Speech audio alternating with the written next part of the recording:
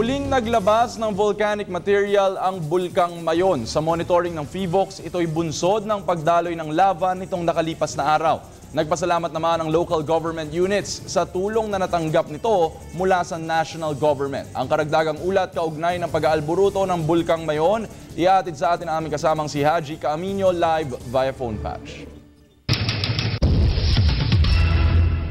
JC, magandang hapon sa iyo. Muli na namang nagpakita ng aktibidad ang Bulkang Mayon ngayong araw sa tala ng Philippine Institute of Volcanology and Seismology of PHIVOLCS dito sa Region 5. Matapos ang lava flow noong isang araw ay naglabas ng white steams ang bulkan sa kaliwang bahagi ng lava dome.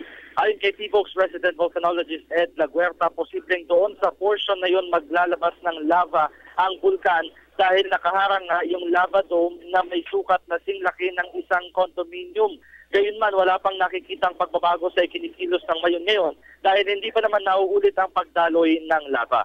Samantala, JC, labis na mga ikinatuwa ng local government unit sa Albay ang pagdating ng ayuda mula sa national government noong linggo sa pamamagitan ng caravan kung saan may 30 truck ang dumating na punong-puno nga ng relief goods at ang iba pang mga ayuda na binibigay ng pamahalaan sa lalawigan.